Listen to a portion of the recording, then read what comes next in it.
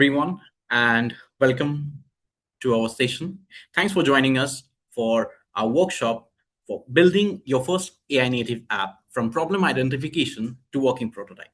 Well, it's wonderful to see how diverse group of participants are joining us from all over the parts of globe. And here we are having founders, engineers, innovators, and maybe someone who are curious about AI. Today, we are going to talk about how we can simply transform a problem to an opportunity. So let's get started.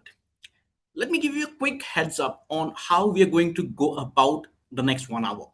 First, we will understand what is the AI landscape and understand how can we be a power user of any LLM model. Followed by that, we will just understand how can we evaluate a problem and take the steps just the way a CEO would take. And finally, we would deep dive into building a first working prototype in less than no time. While the session goes on, you can let us know your questions in the chat box. We will address them at the end of the session in the Q&A session. Now, before commencing to the workshop, I'll just take a moment to introduce you GlobalNodes before you, the organization who is hosting this event today. So at GlobalNodes, we believe that the next generation of business would be AI native. And in order to support that, we are having four interconnected pillars. For services, we are helping enterprises and growing companies with architecture, building, and deployment of AI systems. We are helping them from AI strategy to building full-fledged platforms. We're helping them with the cloud infrastructure or the data intelligence layer, anything which will take the product to the next level. We are also having a few set of proprietary platforms prepared by us. They're all AI first platforms, and this is actually bringing in impact to real business problems. We are also having a startup ecosystem. We have seen that a lot of fresh innovators are not getting the opportunity. At GlobalNodes, we are working actively with founders who we are giving guidance, technical advice, and an opportunity to pitch before the ventures. You can know more about this in our website in the funding page. And lastly, we believe that we cannot bring in a change and adaptation in AI alone. So we need to work together as a community. And that's why Global Nodes brings a platform where innovators, researchers, or founders, entrepreneurs can work together, collaborate, and maybe solve a real problem. So this workshop is just a stepping stone for that. Now, let me introduce the first speaker, Mr. Gaurav Kochar. He's the technical lead of our team, and now he is going to tell how can you be a power user of LLM models and stay ahead of your peers. So over to you, Gaurav. Thank you, Saptashya. Hello, everyone. Good evening. Hope you all are doing good. Let me share my screen. Yes, it's visible. Okay. Okay. Let me share with an interesting fact. All of us are actually using AI, ChatGPT, Claude, right? But still, some of us are saving only few minutes in a day, and some of us are actually able to save hours in a day. Do you know what could be the reason? The reason is actually not about the better prompt, and it is not actually about the better model. It is actually how we use AI. Let's take an example. We have two engineers, engineer A and B. Engineer A himself considering as a, I would say, as a normal user, and engineer B is we are considering it as a the power AI user or a star user. What would be the difference? A is generally using an AI to generate the code faster, generate the answers, focusing on just writing the codes, and he's considering AI just as a tool. But on the other side, B is not using AI just as a tool.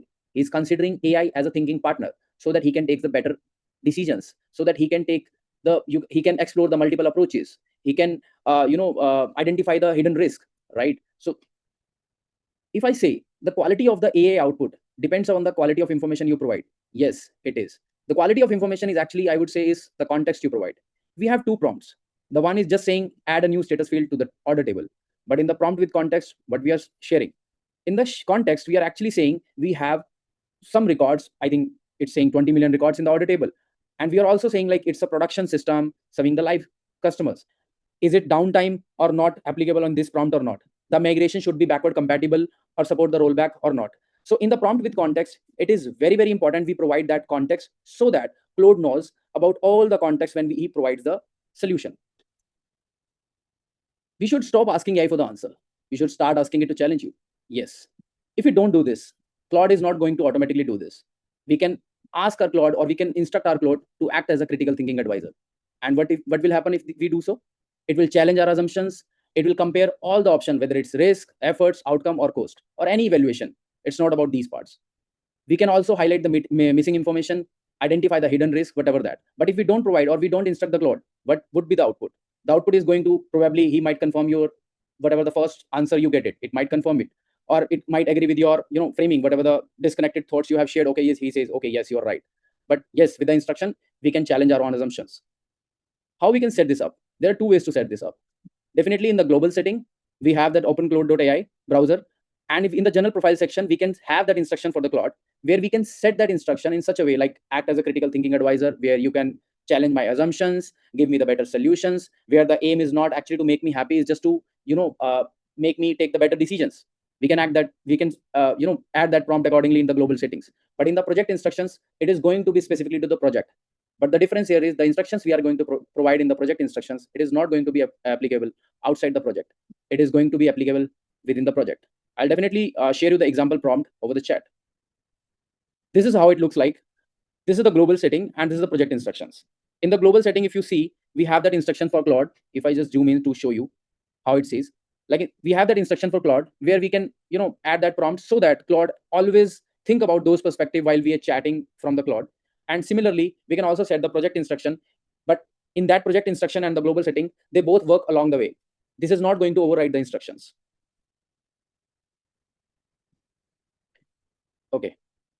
So far we have discussed about the power user. The power user workflow is not actually jumping to the last step, like implementing the fix or implementing the bugs or generating SQL queries.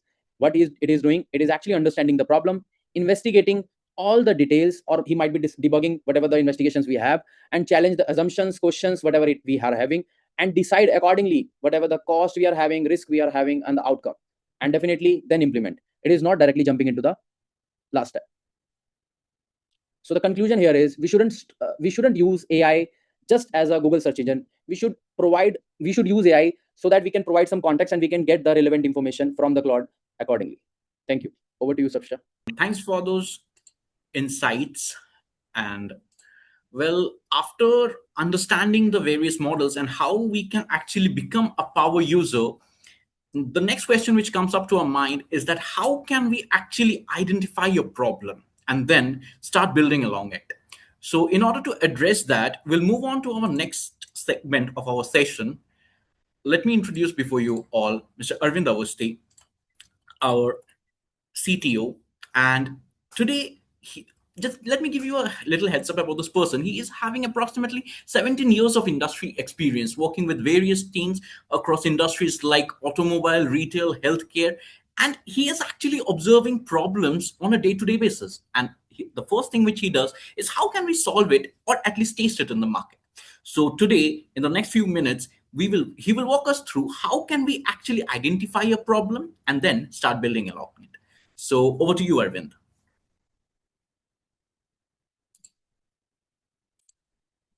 Thanks, Saptashya, and thanks everyone for joining this session.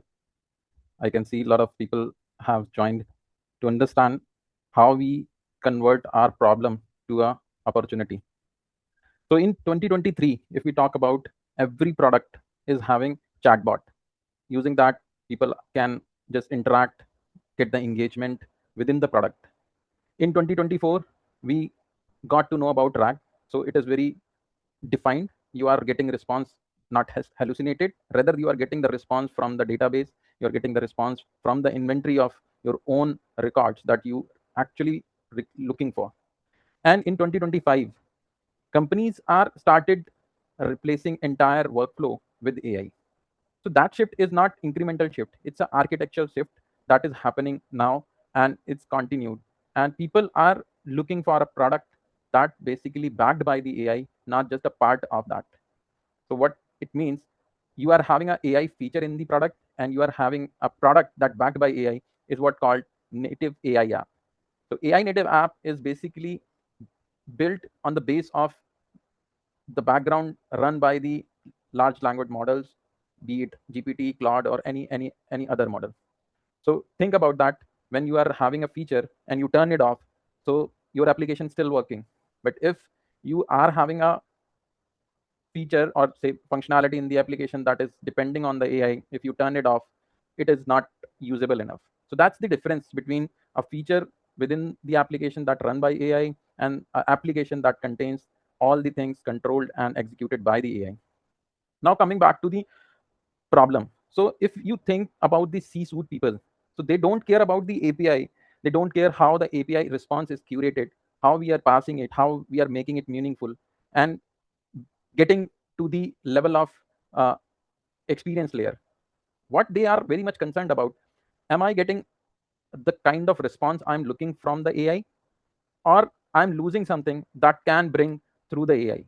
They are very much curious about what AI can build and what we are losing if we are not building it. And they always look for the problem that can solve. So let me introduce a one of like curated story, or say a problem. So think through, there is a founder, let's say her name is Maya. Maya is a design studio founder. She's having a design studio where she's providing services. Now a 14-page of MSA lands on Friday, and her client want to get signed on Monday, and there is a legal review which takes around 1500 or some more bucks of dollars to spend to complete the review. Or there is a time duration that always set by any legal agency that okay, we're gonna take a week to review that. So what happened then? Maya thought, okay, customer is here, if I signed it, I'll get the customer. So in a rush she signed that. But later on, after 3 months, what happened? Maya got trapped with a lot of issues because she not able to figure out what are the areas in the contract that I should look for. And here is the problem. What is the problem? Problem is not that she signed a wrong contract. Problem is that she not able to get that judgment within a fraction of few minutes, or she able to evaluate whether should I sign it or I should reject it, where I should recommend that okay, these are the changes that you should do. So so Maya get into that situation. Now if Maya think through, and as a founder, as a owner of the organization, she might have to get into the real problem and now wanted a solution. So here we are building that solution considering Maya is looking for that solution. So let me share my screen.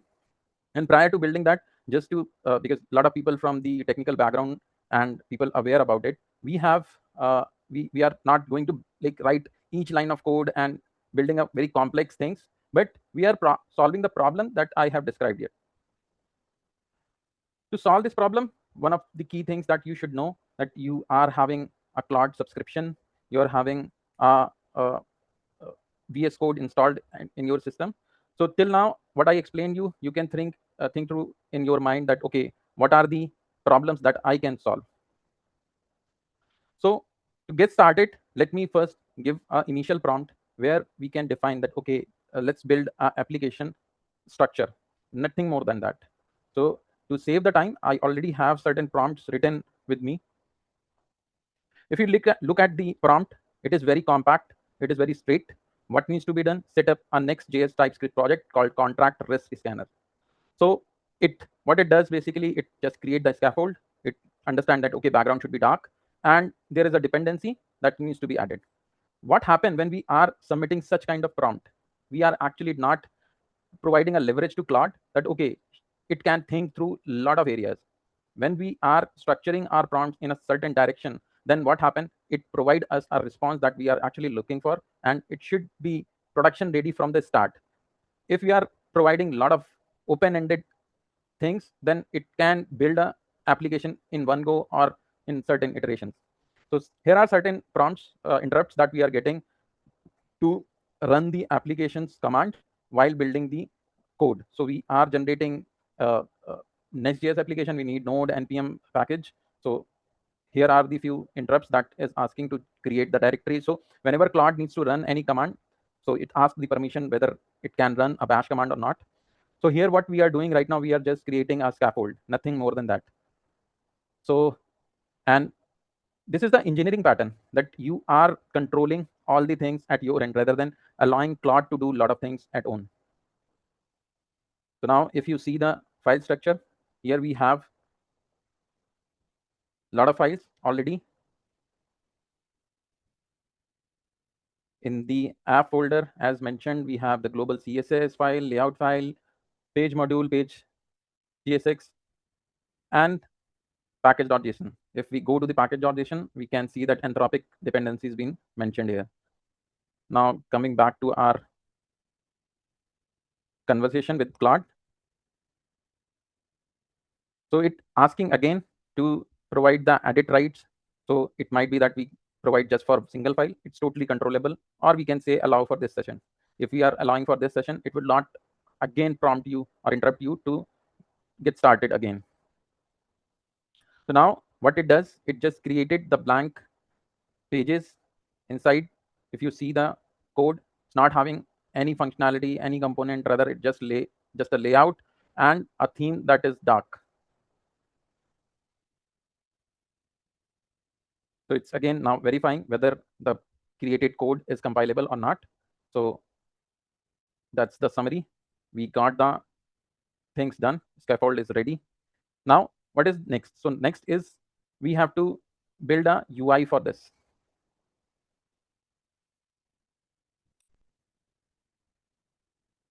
So what has been done till now is blank screen, blank pages with the theme, just a scaffold, not having any APIs. We are now building the UI, and we are building the components within the UI. So we are providing that, okay, should be test area, that should be button, how the response of the API should look like in the front end. So all this been defined here. If you see that I have provided that red, in case any severity identified in the response, then it should be highlighted as red. So it is building the UI, and then probably we're gonna jump to the next layer, that is the API. For the engineers, you can see that we are having different styling for different modules, and now it is writing the components. It will like put the right import as using the React here. So initially I thought that it should be better to understand both sides, whether it is a product and the project. So if you see that it is using the use state, and you know most of the you already aware that what is the purpose to have this use state thing. So till now, what has been built, been summarized by Cloud: a client component with full flow, type type.ts for risk finding, severity, and analysis of the result, and analyzer. Right now it's mock, it's not having real response, but now we're gonna build the real response. To build the real response, let's have the API here. So let me put that prompt where we are asking to create a API that basically use the Claude specific model that we are mentioning as a Sonnet 4.5.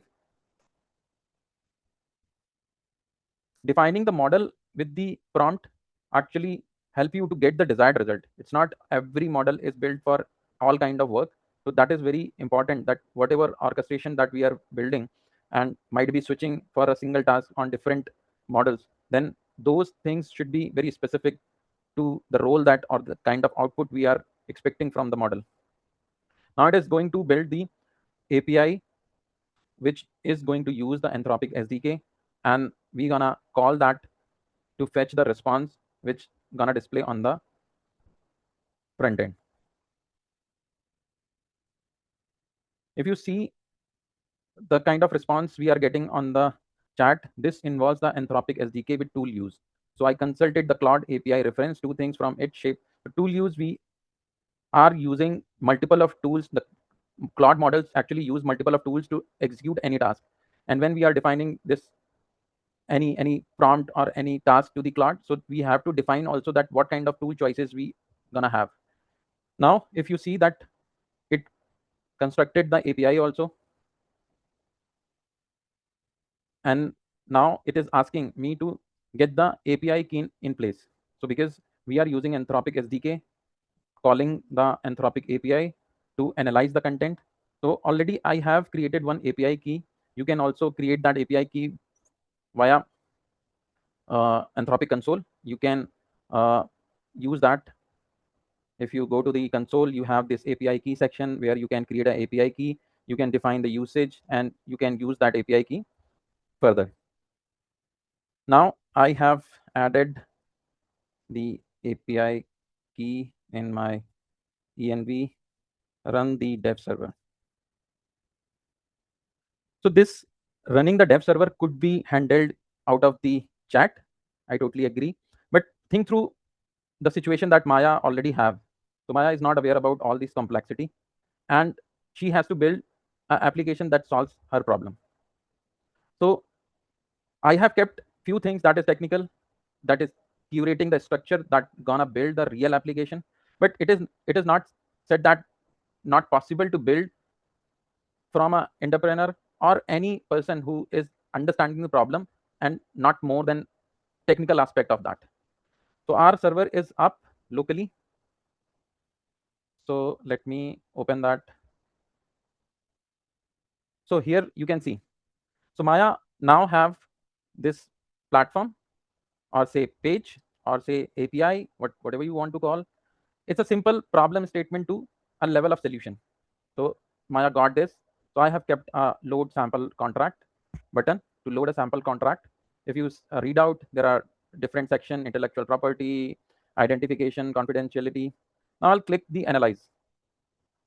Now here you can see, after getting the response, we have two high response, two medium, two low. Now if you consider the situation of Maya, if this is the Friday and Maya got this contract, she is getting the response within fraction of seconds, and now she can decide, okay, 2 point are really major. What are the major aspect? Clause says this, explanation is here. What is the impact of it, and what is the suggested fix of it? It might be that Maya think that, okay, I'll do something else, but here is the catch, that Maya is having a lot of time to decide whether I have to sign it, whether I have to ask for edit. Now the problem for the end of Maya is resolved, but this is not the end of journey. Maya is still think through next step, because one problem reached out to a certain stage within fraction of few minutes. Here we have problem, now we have a level of solution. It's not fully solved, but level of solution. We able to identify what are there is. Let's say Maya is having a large team. Now what she do? She has to share. Now she has to share. Then there should be opportunity to share from the platform or share it by exporting any file. Let's add a export PDF functionality to our application.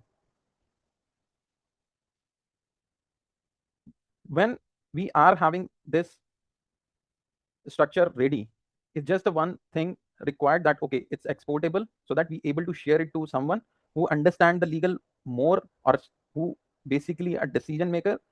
So that kind of situation is possible with such flow. So Maya decided to have a export PDF feature here. So here we have certain libraries. We can name the library if we know already. If we are not aware, then probably Claude gonna suggest us what kind of functionality we can use. So it is using JSPDF 4.2.1 version to generate the PDF.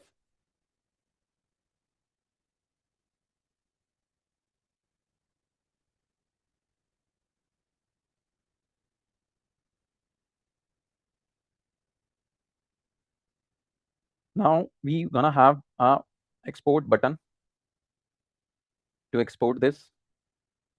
So let me refresh right now. It's editing.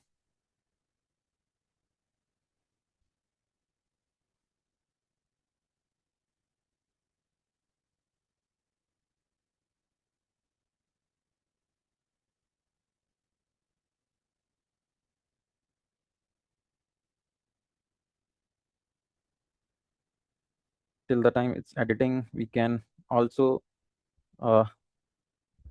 guide through. So we can have a repository on GitHub.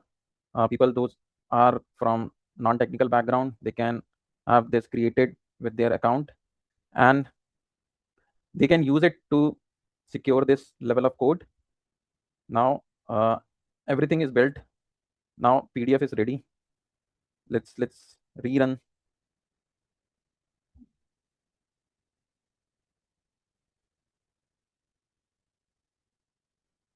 So here we got the export PDF. Now Maya is capable enough to export the PDF. If we see the PDF layout, very clean, very professional. Maya can share it with any kind of person who is very much onto legal side. Now after doing this, Maya also thought of that, okay, I'll be doing it might repeatedly. I'm not able to understand whether I'll I have done how many times of iterations. So there should be some history of it. So she next come up to get some history into the application.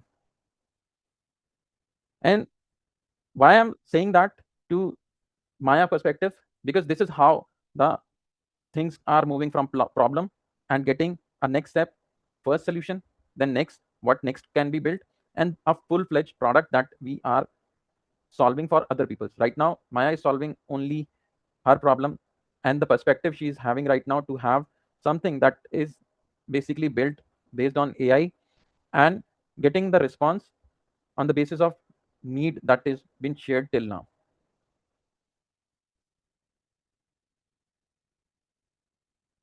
People those are not from the technical background, they can, as I mentioned, they can use the GitHub to preserve the code, and then they can also use the Vercel. So Vercel is basically a deployment platform, so you can create a new project and you can link your repository. So I'll guide you exactly how you can do that. Right now my repository is blank, so once I'll be ready with the product, so we're gonna push that code to repository and then next making it live.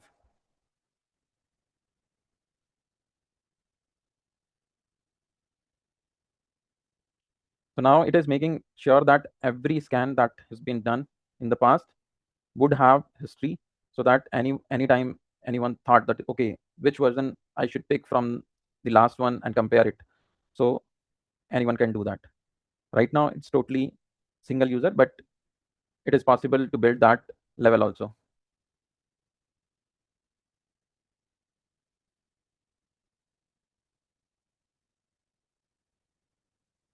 So if you see, changes being done sequentially on different areas, design, code, API, and getting the desired result.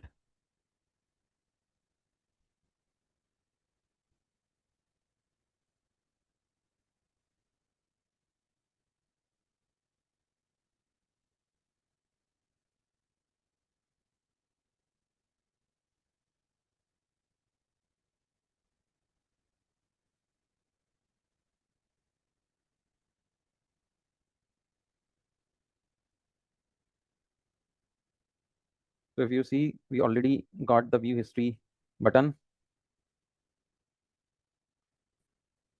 but still there is a functionality left out that needs to wire in.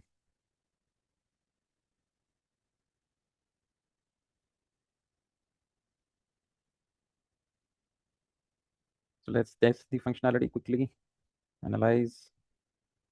So when we go to the history, so here are two things. One is the history, another one is the how many scans been done.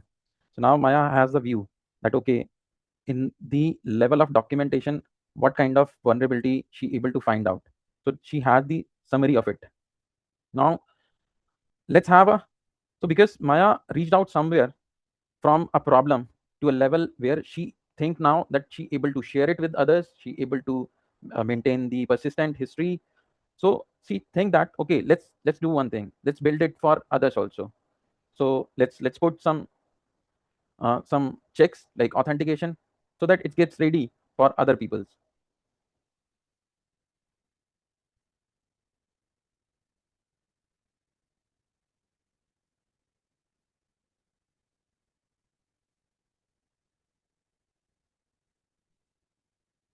So how many times we have seen that we encountered with the problem, but we not able to get the solution, and it happens with the people who actually not having uh, very good capability on the execution side. Now the time is that we have to focus on the operations, because the problem, if you know the problem, it is very possible that we able to build the solution. And that is what the crux of AI native, that we are building product basis of AI that cracks a lot of issues happening in day-to-day execution. Now, if you see the code base, we have the history routes as well. We got the structure of components, and now we got the login page. So best way is to provide a new user is providing the authentication. So Maya is having her problem solved, but she's now looking for people within the team also do the same kind of review at their end. So putting a authentication or user management in the product basically solve that purpose. So now it's validating whether the build is having any compilation error. And now we have the updated code base where we have the authentication. Here it is. So now if you see from a single person problem, we able to land on the solution where we can provide a platform which can be used for from the multiple of users. Now Maya think that, okay, I have reached for my team. What I can do now, I can build it like a product because I have solved my problem. Probably it gonna solve the problem of rest of the users. So a same kind of people which are those are having daily this hurdle that, okay, I have to spend a lot of time to review any document that is legally very critical to understand. Because see, whenever we are reading any legal document, might be there are a lot of catch being hidden, and being expert on the legal side only able to catch that. But we are specifically building, we are like countering all the aspect, those edge cases, those scenarios with this application. So it can be done by any of the legal agent. It can be done by uploading document on any other portal like GPT or something. But what difference it making, it is specifically prepared for getting the kind of response we are having. And that's where we are having a AI native application which specifically solving a area and providing the solution which contains all the edge cases issues.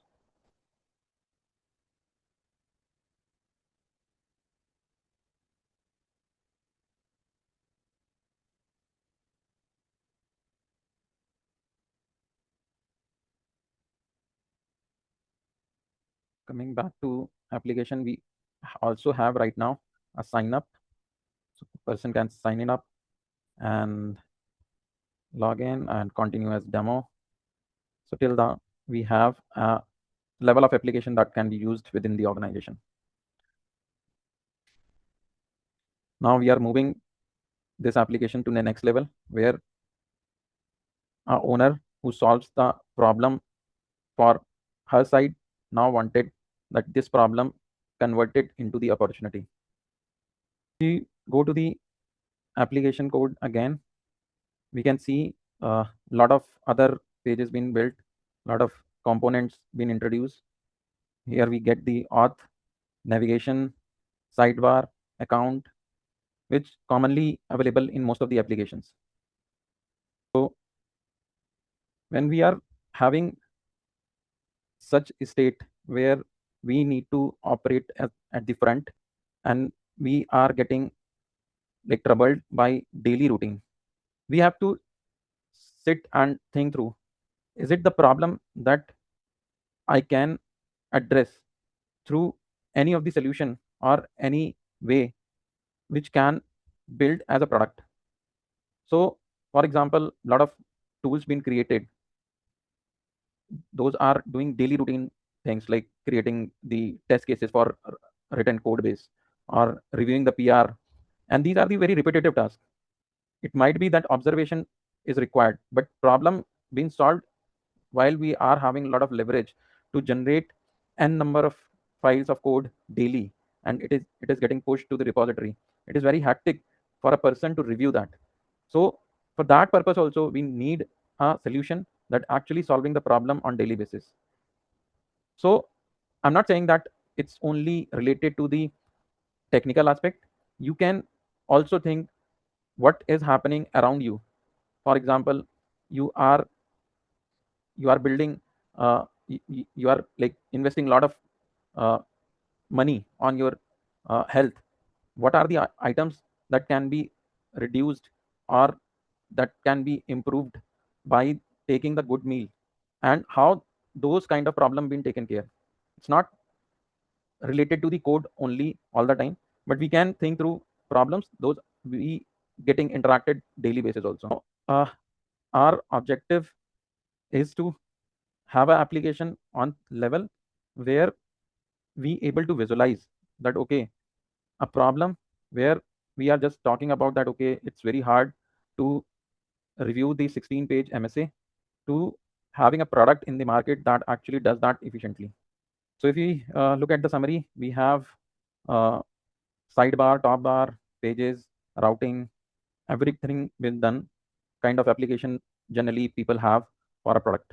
So here we have dashboard, we have new scan, we have history, we have templates, reports, all these sections, and dashboard containing a lot of things that tells about the history. And now very close to complete the product. So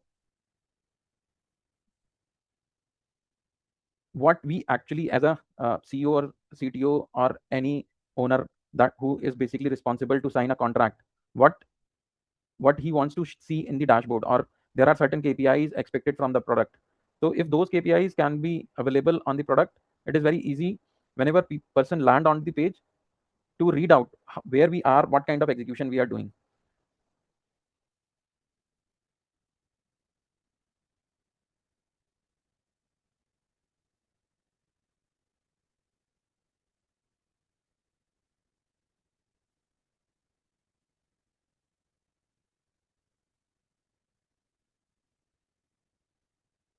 So I'll just quickly come to the few things, and probably we can till the time we also have the ready application with us.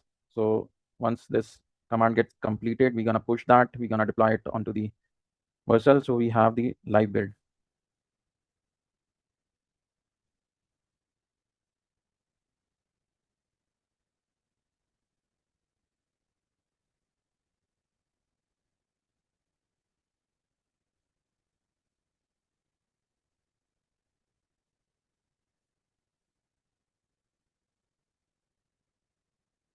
Now we have everything done, and if we see the application, here is the layout of the dashboard. We are able to cleanly visualize that okay, what kind of KPIs is here, what actually it means. So here we have a like extended version of a problem into the solution. And now I'm handing over to Sapsha until the time I'm like pushing it, making it live, so that at the end you're able to see live application by closing this call. Over to you, Sapsha. Yeah. Well. Thank you, Arvind, for that insightful session. And it's very clear that previously, the task which used to take hours for us, like ideating a problem, that evaluating it, and then building it, which used to take months, to be very honest, now we can do it in few minutes. Having said that, we have covered a lot today, like starting from how we can be a power user, then how we can start building it, and then how we can actually think like a CEO. So now I would like to welcome you guys and ask us questions. The floor is open. Please feel free to drop your questions in the comment section or in the chat box. So we have started receiving the questions. I'll just read out the questions so that it becomes easy. So the first question which we have is basically, what's the difference between a vibe coding and an agentic programming? So Gaurav or Arvind, anyone if you would like to address to this question? Yeah, sure, Sapsha. Sure. So few things that you need to understand. Vibe coding, the goal is to build a software quickly using AI assistant. But in the agentic programming, the goal is to delegate software engineering tasks to AI agents. So you are not actually building something, you are defining an architecture that gonna help you to build or execute something. So this is the major difference that I'll mention. You build something quickly, but here is the delegation that actually enable the software engineering in the architectural manner. Okay. Thank you for the insight. Now, another question which we have is, what are the challenges we have when we rely too much on AI generated code? Okay, so there are a lot of challenges. I will not say that we can trust the AI generated code right away. And that is why I have mentioned initially also that whenever we are writing through AI generated code, we should be controlled enough and we should know the architecture better ourselves, because it's a assistance that we are having. It's not the controlled by AI, it's something that controlled by you and delivered by AI.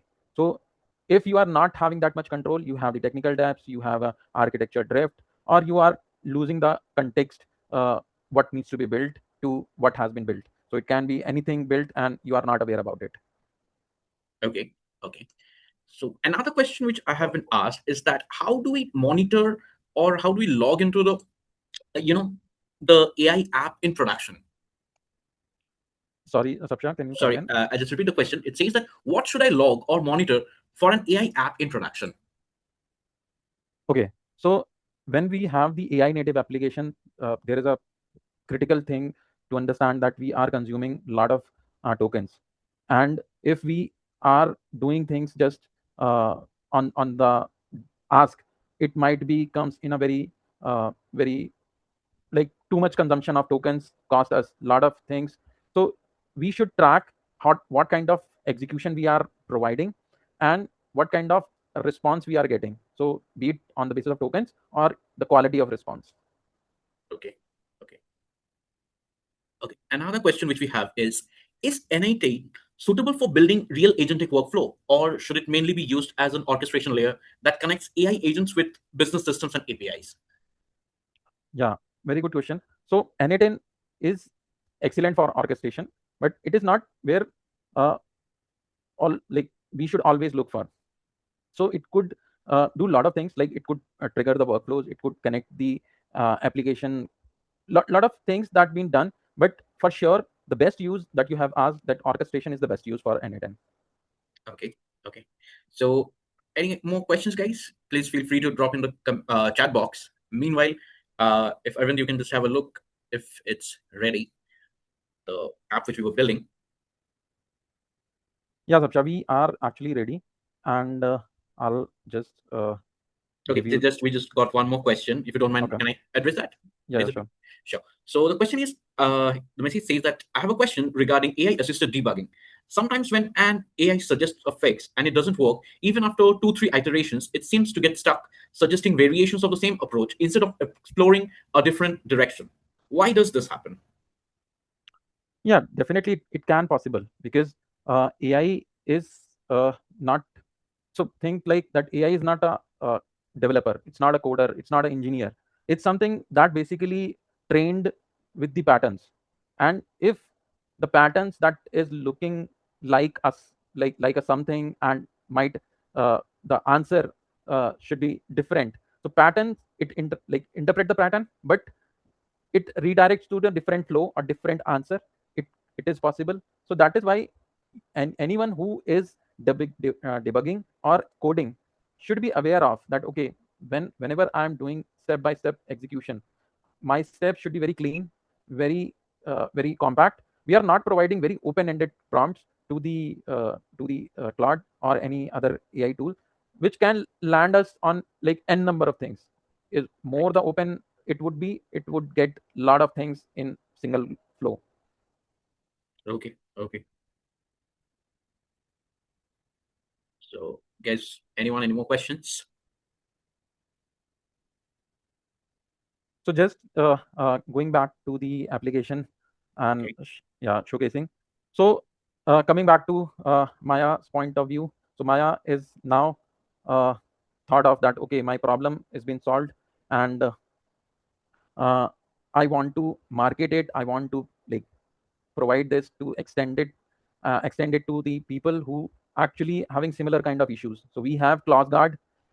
This clause guard seriously been built within this session, and what it has a lot of things. So if you see, this is the marketing page, landing page for a product, that is clause guard. And when we jump onto the internal pages, so we can see that there is a dashboard, there is a new scan, which actually crux of the application. We have the notification, we have the search bar, we have settings where profile can be managed, notification can be managed, and billing can be managed. Team management can be done. structured report, which most of the C-suite people looking for, defined template, and again the history. So what actually happened? You identified the problem and you get to the solution within an hour. And this is what we were trying to build, or we were trying to convey. Thank you so much. Over to you, Sapsha. We are almost at the last part of this session. Well, it has been a great experience with all of you guys, and especially people who has joined us. Just before wrapping up, I'll just request Diksha to share our Slack channels link so that, what we believe at Global Notes is that it's not going to be easy to build anything on our own and we might get stuck in the process. And that's where our community would come into place, where we would love to collaborate, work together, and make, the next AI product viral all across the globe. So the link is shared in the chat box. I would request you all to join our community. And having said so, on behalf of Global Nodes, I would like to say thanks for being a part of this event. I'm also sharing the feedback form in the chat box. Please feel free to share your feedback and let us know what all topics should we cover next in our upcoming sessions. And once again, it's great to see so many people coming across different parts of the world and being a part of our initiative. Thank you, guys.